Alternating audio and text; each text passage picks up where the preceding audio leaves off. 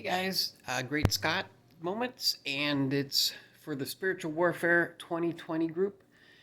I wanted to talk to you. I was just on a prayer walk, and I was having a little moments of introspection, which is usually it's not really working on me and my heart.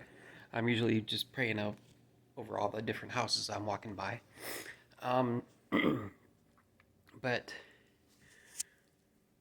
I remember one house, and I'm a realtor, and I remember at one point in time walking by one of the houses in my territory. This is when I was brand new to the spiritual warfare walking, and there was a man coming out of like the the far garage, and he had two suitcases, and he was all alone. And something in the core of me knew this guy just got kicked out of his house, and he is getting a divorce.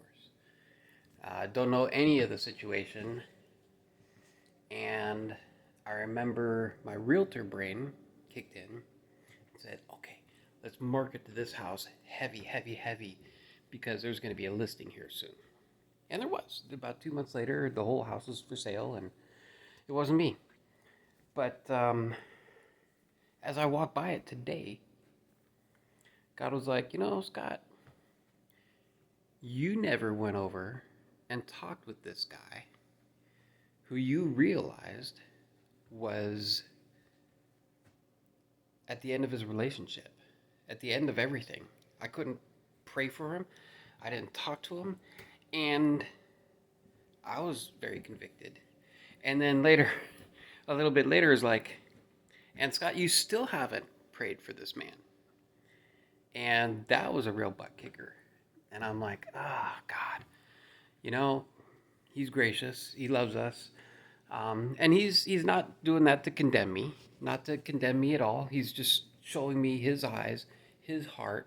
And it's like, listen, if you don't have at the core of you a passion for the people that don't know Christ, that don't know all the good things, the blessings that we have, that we know of, then we've lost sight of what we're really here for. And so that it's good. It's good. There's another guy. He's the drummer for the rock band Flock of Seagulls. And I don't know if I heard recently, because we met him, he's in the territory. And we got some feedback from a friend of his that he either had COVID or was sick or he wanted to commit suicide. And I don't know what it is. And so I was outside of his house today and just praying over him, praying for coverage. And I remember asking the Lord, okay, like, I'm not done praying here. I feel like there's something that needs to be said. Lord, what do you want to say over this house? And he was like, he's right there at the foot of a mountain. And if he wants to climb over, he'll overcome. And so I'm like praying that he's got the courage to climb. He's got the strength to climb up. He's got the passion. He's got the will to get over the hump. Boy, we could preach that one, huh? How many humps do we have in our life? Lots. But just saying, this is like I got home and I'm like, whew, this is a fruitful day, and there's a lot of hurting people out there.